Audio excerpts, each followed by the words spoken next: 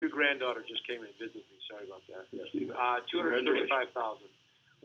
She's beautiful, by the way. Thanks. Say the number again, please.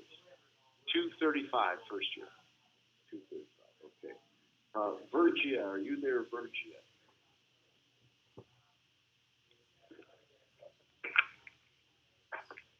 Sue Shields, are you with us, Sue? Yes, I am. Yes, Go ahead, Sue. Yeah, quick question. Do any of y'all have any particular niches? And if you do, how did you come about those niches or why? All right. Jeff Miller, do you have a niche? Or are you a general? We don't have any specific project or any specific type of customer. We do all kinds of signs for every single customer. Scott Proctor, do you have a niche? No, probably very similar to Jeff, with the exception of the fact that we do not do any electrical signage. Okay, so your one niche is something you don't do. Michael Ryan, do you have a niche? No, we're very much a generalist. We'll do any sign for anybody. Jack Warner, 10 years in business, do you have a niche? You know, I think all of us are somewhat of a generalist, not willing to turn things away, but most of my customers are either retail chains or restaurant chains, so that narrowed the field of what they wanted and needed. Ken, I'm going to start 2 slideshows here that are going to go on in the background. There's no audio to them. We're just going to kind of show you some of the facilities so you can see the variety of the operations, both inside and out, as well as the number of projects. Then just showing you an array of different signs so you can kind of understand the variety of what we do. Okay, we'll continue with the questions. Sean Wynn, you're up next. Sean, come off of mute. Are you there? Yep, I'm here. And my question actually kind of piggyback off the last question that was asked, and that is, what do you guys find the most profitable product that you sell are? I mean, is it the large signs that hang outside a building? Is it more the stuff that's point of sale stuff? Where do you guys find the most margin? Okay, Jeff Miller, what are your most profitable projects or signs? Most profitable is any product that we make with the equipment that we kind of get in the package. So anything that we make in-house, like mounted prints or vinyl products, anything that's printed and made in the shop, which is typically 80% gross margin. All right. And Scott Proctor, what are your most profitable things? Just almost identical to Jeff, anything controlled totally in-house. I'm going to run at about 20% cost of goods. Okay. And Michael Ryan, what are your most profitable? No, I totally agree with the guys. Anything you're doing in-house. And Jack Warner? I agree. Bart Romano, are you there, Bart? I am, Ken. My question would be just for all you guys, you know, what was maybe some of your biggest challenges in getting your business ramped up? Okay. Jeff Miller, what was your biggest challenge back in the beginning 14 years ago? I would say that the biggest challenge is the scale, you know, as you grow, and it's, you know, you have a sales thing, then you have an operations thing, then you have a marketing thing, and then you have, you know, and as you grow, each one becomes an issue, and then as Ken says, sometimes your biggest challenge then becomes one of your better strengths, you know, project management, whatever it might be. Okay. So the scale. Scott Proctor, what were your challenges 18 years ago? Probably as the business grew, that I had to learn that I couldn't do everything myself and manage every little item that came through the shop, and you've got to trust your help. Okay. Michael Ryan, what were your greatest challenges in the beginning? Well, my biggest challenge was that I didn't listen to Dan and Jack and have my website up and going before I was open, and I didn't have an SEO program in place before I was open. So that impacted my internet leads negatively. And Jack, your challenge in the beginning? You know, I think my challenge in the beginning became the blessing in the long term. Every project is different and every customer is different. For determining who is the right customer, determining what projects do I want to take on and not, and how to manage them. But that keeps it interesting long term. Okay. Michael Michael Chandler. Hi. Michael T. Go ahead, Michael T. is exactly. Thank you, Ken. We talked earlier about, or I understood about the business that owners have locally and the business that they generate maybe in different parts of their state or even out of state. And we earlier talked about the importance of the internet, so customers could find you wherever they are.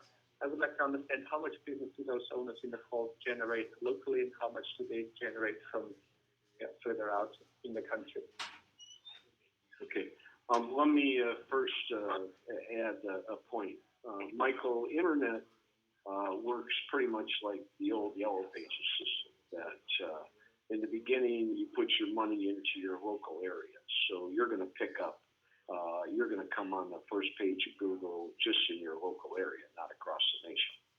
But the more money you put into the internet over time will then give you a broader reach. So let's maybe first ask the question, if it's okay with you, Michael, how much of your new business comes from the internet? Jeff Miller, how much of your new business, not your repeat business, but your new business comes from the internet? I would say about 10%. And Scott Proctor, how much of your new business comes from the internet?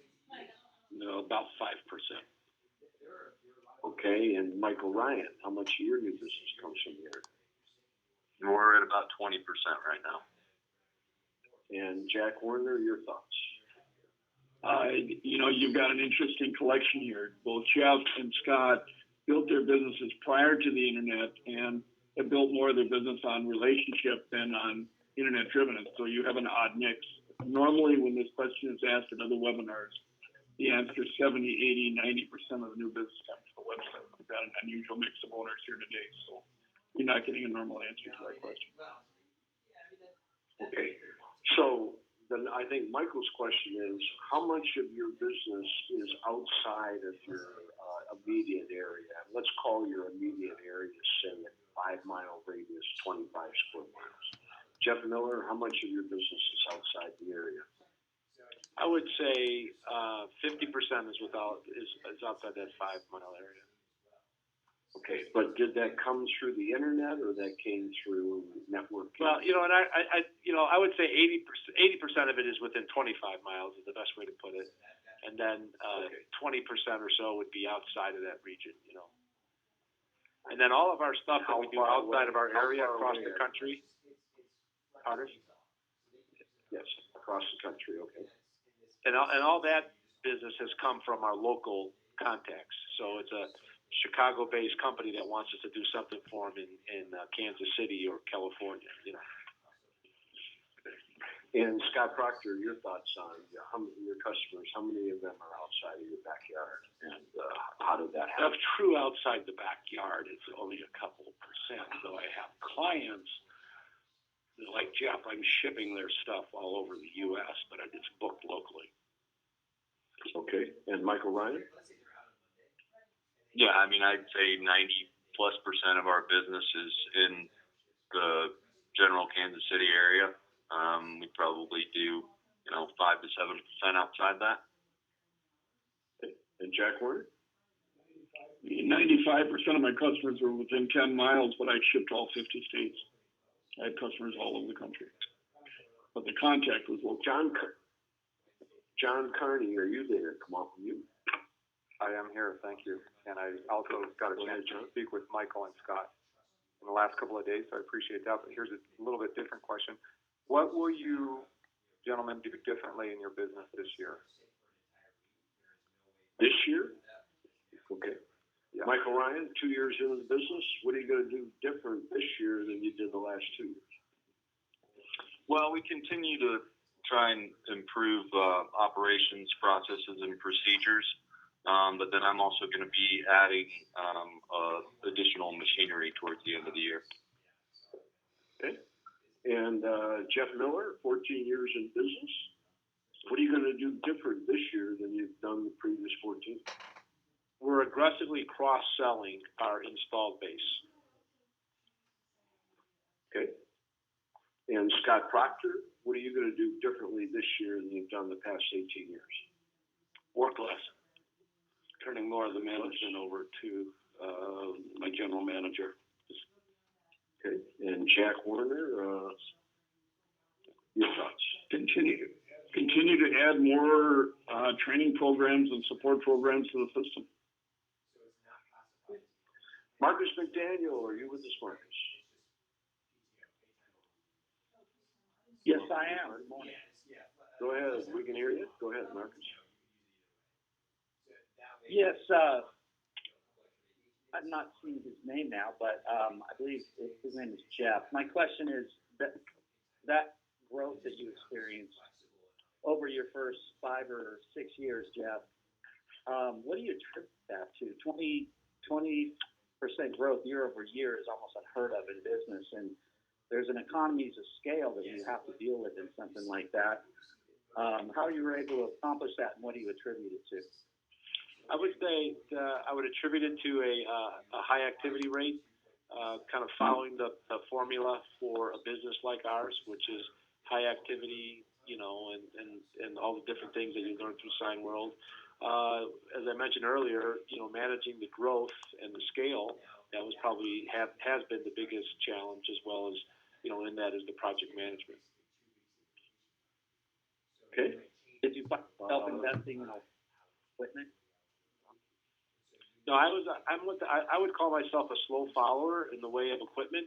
The equipment package that I received when I started the business almost 15 years ago is basically the same package you have, and I used that same package up till about 3 years ago when I started adding some more equipment just to get more scale, throughput. Okay. Great, thank you. Okay. Mark Palazzolo, are you with us, Mike Palazzolo? Yep. Hey, Ken, how are you? Hey, Mike, go ahead. So just wanted to know,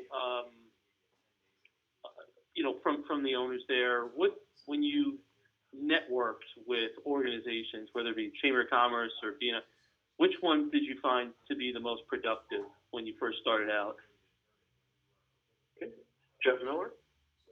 I joined the Chamber of Commerce and dove in. I was in with TIP, and then I was invited to join a Rotary Club, and those were the 3 that I really worked hard, very actively. Scott Proctor?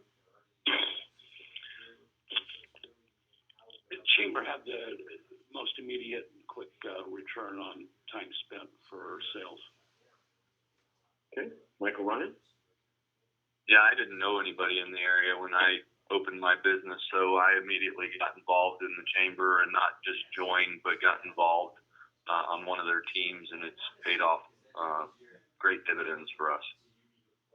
And Jack Warner? We continue to recommend the same thing to new owners. We have 5 operations of training this month. Stuff with the same groups yesterday in marketing training. Okay. Charlie Williams, are you with us, Charlie? I am. Go ahead, sir. I see a lot of opportunities out there with the vehicle wrap. How much of your business is, or percentage is the wrapping, as far as being profitable? Okay. Jeff Miller, what % of your total annual gross sales is vehicle work? 10 to 15%. Okay. And Scott Proctor, what % of your business is 10 to 12%. And Michael Ryan? I'm right at 10. And Jack Warner? Most Signworld owners would tell you they're probably at about a 25%, and then they're either going to go down from that as they go into other projects, or go up to 30, 40% because they really want to dig deep into it. The first year owners have 20, 25%. Okay. Gina, are you there? Gina.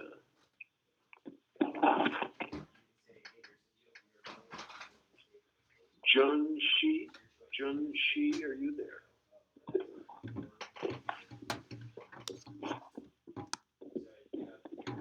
Rick Stillers, are you with us, Rick? Yes, Ken. Good afternoon. Excuse me. Good conversation. I don't have any questions at this time. Okay. Jim Davis, are you with us, Jim? Come off of mute. Yeah, I'm here, Ken. I'm a friend service consultant. I'm just here getting an education, so no questions. Okay. All right. Grant McTaggart. Gina. Grant, are you there? Hey, Gina, we'll come back to you. Grant McTaggart, are you with us, Grant? I am here. Go ahead. Quick question. Yeah, there was a mention of, from a gross margin perspective, of things that were done in-house versus, I guess, out-of-house. So quick question is what does that look like? Is that things like LED signage? And then maybe just a follow-up to that, which is from a price